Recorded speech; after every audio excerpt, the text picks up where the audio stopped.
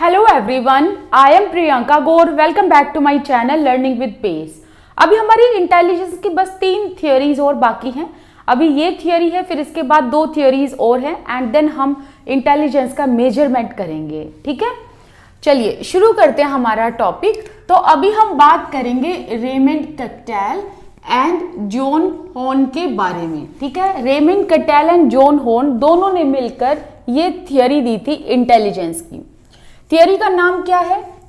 Fluid and crystallised intelligence. नाम याद रहेगा ना, fluid and crystallised intelligence. Okay, अब इन दोनों का ना आपको डायरेक्ट डिफरेंस याद करना है, क्योंकि एग्जामिनर जब भी क्वेश्चन पूछेगा तो इनके डिफरेंस को लेकर ही क्वेश्चन पूछेगा। ठीक है, सो अगर हम फ्लूइड की बात करें तो हम पॉइंट टू पॉइंट बात करेंगे। ठीक है, फ्लूइड इंटेलिजेंस जो है ये हेरेडिटरी होती है।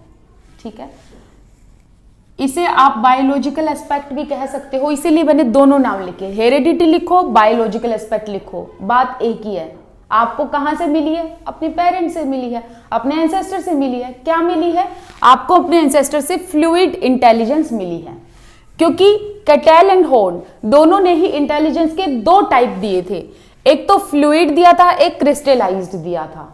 फ्लूइड जो इंटेलिजेंस दी थी, इन्होंने कहा था कि बंदा जब नई चीजें सीखता है तो वो ये इंटेलिजेंस होती है, लेकिन जब इंसान सीख सीख कर अपने एक्सपीरियंस में उन चीजों को लेकर हैबिचुअल हो जाता है तो वो इंटेलिजेंस क्रिस्टलाइज्ड होती है। ठीक है, तो अगर हम फ्लूइड इंटेलिजेंस की बात करें तो ये हमें हमारे माता पिता, हमारे एंसेस्टर से मिली है। दैट मीन्स ये एक हेरेडिटरी या फिर ये कह लो एक बायोलॉजिकल एस्पेक्ट है। ठीक है, वियर एज क्रिस्टलाइज्ड क्या है? एनवायरमेंट एस्पेक्ट है। ओके, चलो क्रिस्टलाइज्ड की बात बाद में करेंगे, एक बार इसको करते हैं पहले। तो हमारा ये पॉइंट क्लियर हो गया। तो fluid intelligence hereditary and biological aspect है। नेक्स्ट है डाइवर्जेंट थिंकिंग। देखो, फ्लूइड इंटेलिजेंस एक इस तरीके की थिंकिंग है जो डाइवर्जेंट है, मतलब आप ना बहुत सारी चीजें सीख सकते हो, बहुत सारी चीजें सोच पाते हो। जैसे कि इसे हम कहेंगे मल्टी थिंकिंग। तो आप एक टाइम पर या एक प्रॉब्लम के लिए बहुत सारी चीजें या बहुत सारे सॉल्यूशन सोच पाते हो, उसी को क्या कहते हैं? डाइवर्जेंट थिंकिंग कहते हैं। तो फ्लूइड इंटेलिजेंस एक तरीके की मल्टी थिंकिंग है। ठीक है, न्यू सिचुएशन एंड प्रॉब्लम्स, इसका मतलब यह है कि जब आप नई सिचुएशन में या नई प्रॉब्लम में जो इंटेलिजेंस का यूज करते हो वो होती है आपकी फ्लूइड इंटेलिजेंस। जैसे कि फॉर एग्जांपल आपने पहली बार रूबिक्स क्यूब खेला, ठीक है, या पहली बार कोई पजल सॉल्व किया, तो आपने जब पहली बार रूबिक्स क्यूब खेला होगा तो आपने इस वाली इंटेलिजेंस का यूज किया। एंड जब आप खेल कर जब आपको ये आ गया कि उसको लगाना कैसे, कैसे उसको बनाना है, कैसे उसको तोड़ना मोड़ना है, वो आपकी हैबिट में आ गया, तो वो क्रिस्टलाइज्ड इंटेलिजेंस हो गई। इन द सेम वे आपने कोई पजल सॉल्व किया, पजल्स आप सॉल्व करते हो, हर बार नए नए पजल सॉल्व करते हो, तो वो आपका फ्लूइड इंटेलिजेंस हो गया।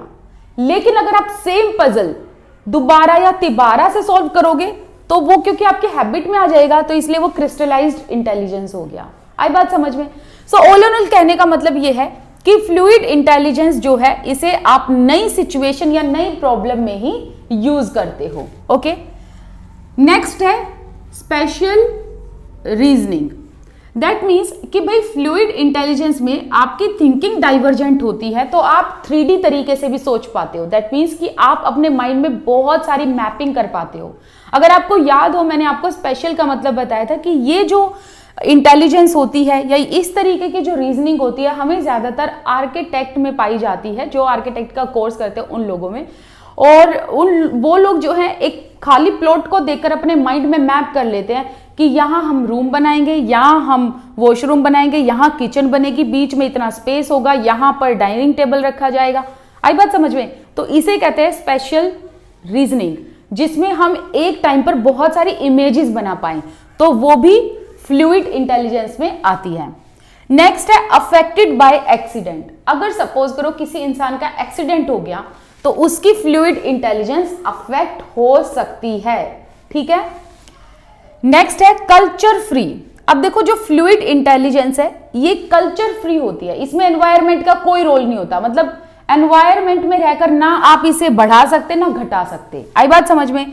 तो ये जो है एनवायरमेंट की वजह से नहीं घटती, ना एनवायरमेंट की वजह से बढ़ती, बल्कि एज के साथ ये घटती है।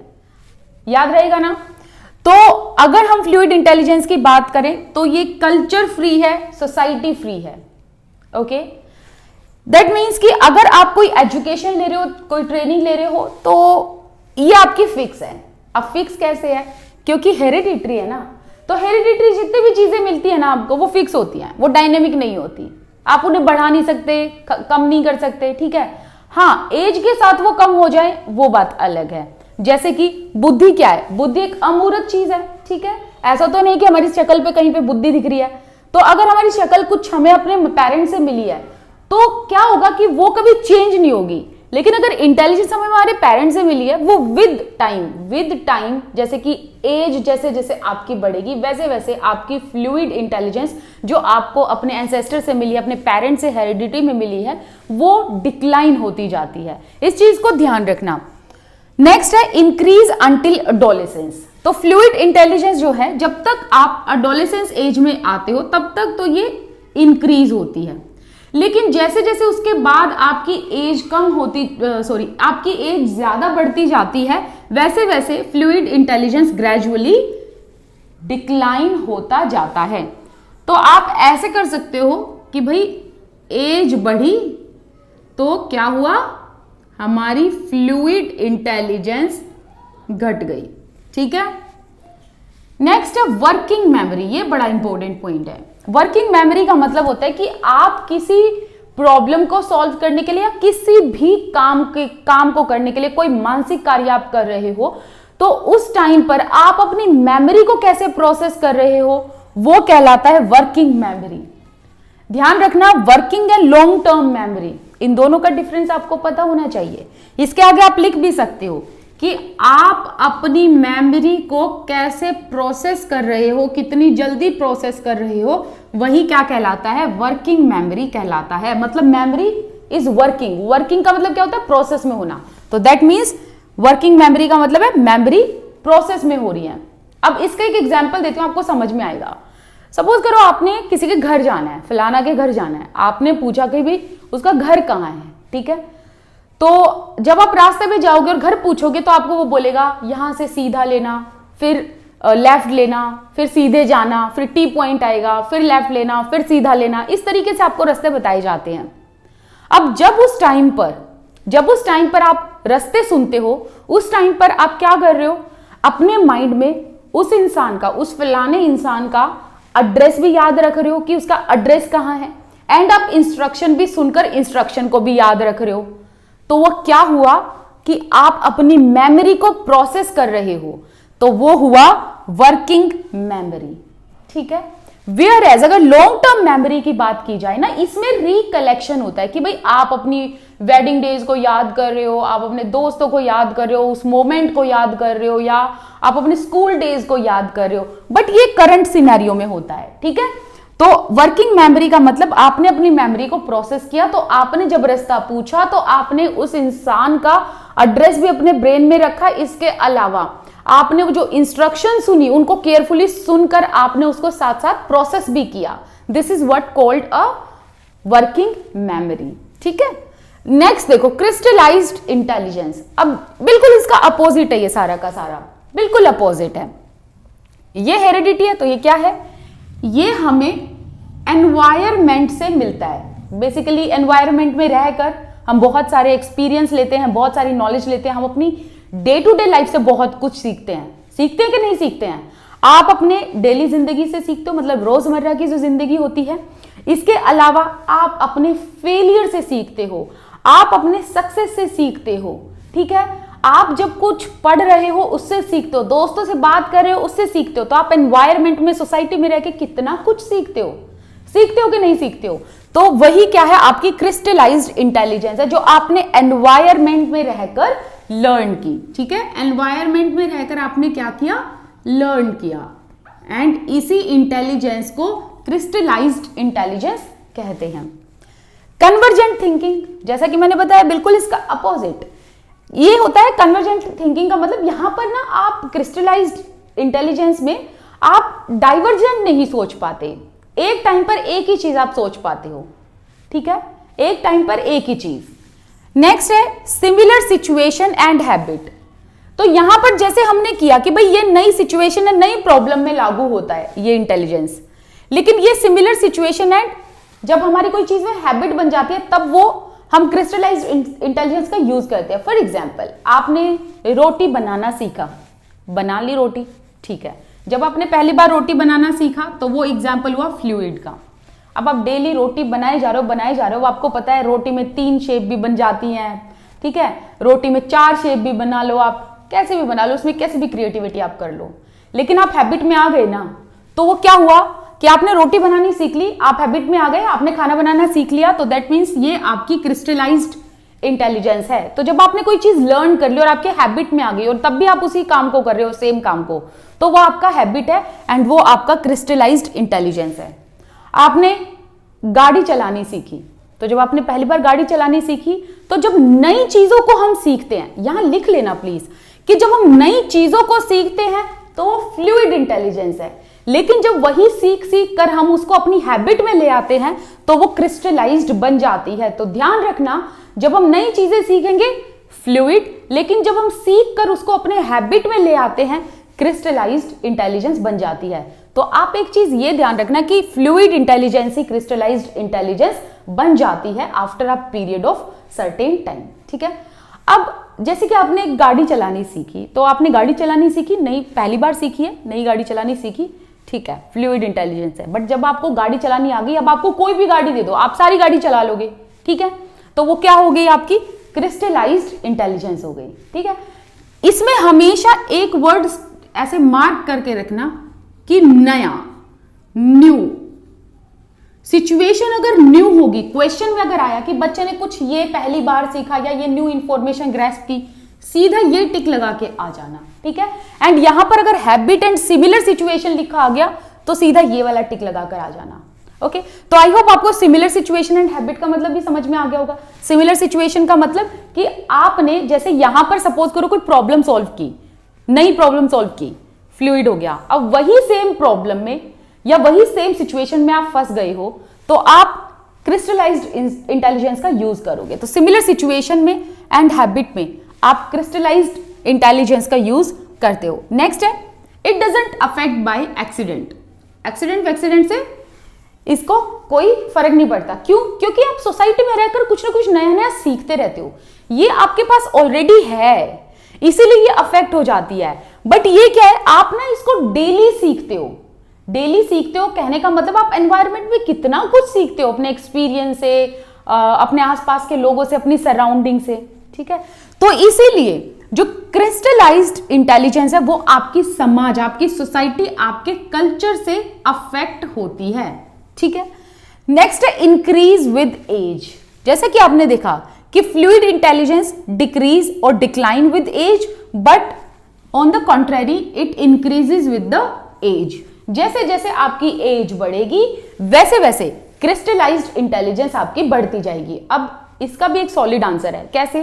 देखो, जैसे जैसे आपकी एज बढ़ेगी आप उतना ही एक्सपीरियंस लेते जाओगे एंड अपने एक्सपीरियंस से आप कुछ ना कुछ तो सीखते हो, आप कोई ना कोई तो नॉलेज ग्रैस्प करते हो, तो वो होगी आपकी क्रिस्टलाइज्ड इंटेलिजेंस। जैसे कि एक टीचर है, एक प्रोफेसर है, जब वो कॉलेज स्कूल में पढ़ाने जाता है तो उनको क्या करना पड़ता है, अप टू डेट रहना पड़ता है, ठीक है।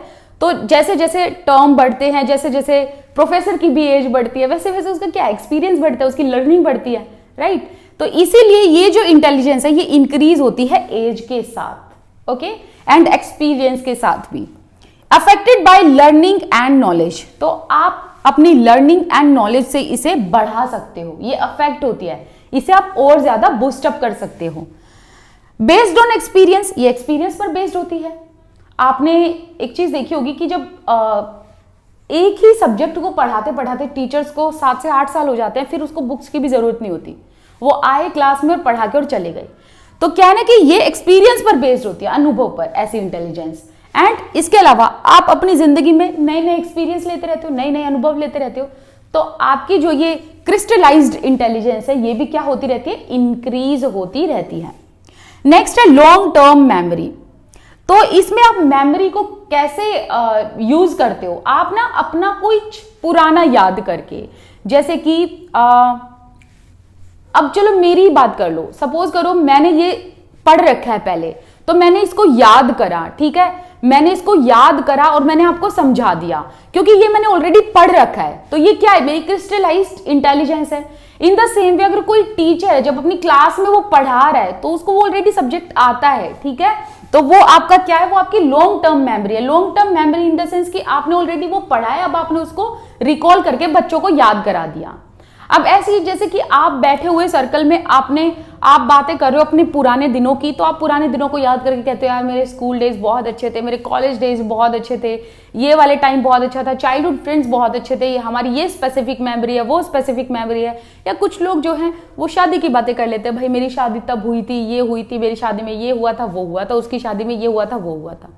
तो ये होती है लॉन्ग टर्म मेमोरी। बेसिकली इसको याद करने का तरीका एक है कि लॉन्ग टर्म मेमोरी में आप रिकॉल करते हो पुरानी यादों को, पुरानी मेमोरी को, बट इसमें आप क्या करते हो, आप करंट सिनेरियो में रहकर मेमोरी को प्रोसेस करते हो। ओके, इसके अलावा अगर मैं इसको समअप करूं तो इसको ऐसे समअप किया जा सकता है कि ये जो इंटेलिजेंस है, फ्लूइड इंटेलिजेंस, इसका मतलब है कि आप ना कितनी जल्दी से, कितनी स्पीड से नई सिचुएशन में या नई प्रॉब्लम को सॉल्व कर रहे हो, या नई सिचुएशन में अपने आप को मतलब आप नई नई चीजें सीख रहे हो बेसिकली, ठीक है, कितनी स्पीड से सीख रहे हो। ओके, तो ये होती है आपकी फ्लूइड इंटेलिजेंस। क्रिस्टलाइज्ड वो होती है जब आप ना ऑलरेडी सब कुछ सीखे सिखाए आ जाते हो, लेकिन जब आप एक पैटर्न में आ जाते हो, जैसे कि मैंने बताया कि अगर आपने गाड़ी चलानी सीख ली तो एक पैटर्न में आ गया, आपको पता है कहाँ क्लच है, कहाँ क्या है, तो आप ना कोई भी गाड़ी चला लोगे, कोई भी गाड़ी चला लोगे, तो उसे आपकी हम क्रिस्टलाइज्ड इंटेलिजेंस कहेंगे। अगर इसमें मैं कुछ इंपॉर्टेंट पॉइंट बताऊं तो इंपॉर्टेंट पॉइंट आपको ये याद रखना है कि जो फ्लूइड इंटेलिजेंस है, एक तो ये हेरिडिटी है, क्रिस्टलाइज्ड एनवायरनमेंट है, दूसरा इसमें जो मोस्ट इंपॉर्टेंट पॉइंट है वो ये वाला है कि इंटेलिजेंस जो है ये एडोलेसेंस तक फ्लूइड इंटेलिजेंस इंक्रीज होती है, बट ग्रेजुअली एज जैसे जैसे बढ़ती है हमारी फ्लूइड इंटेलिजेंस कम होती जाती है। इन द सेम वे ये 3 पॉइंट बहुत इंपॉर्टेंट है, इनको आप ध्यान रखेंगे। ओके, तो हमारा ये वाला टॉपिक कंप्लीट हुआ। अब बस हमारी 2 और थियरी बाकी हैं, एंड देन मेजरमेंट करेंगे हम इंटेलिजेंस का, फिर इंटेलिजेंस का सारा टॉपिक कंप्लीट हो जाएगा। चलिए मिलते हैं नेक्स्ट वीडियो में, till then bye bye, thank you so much for watching this video.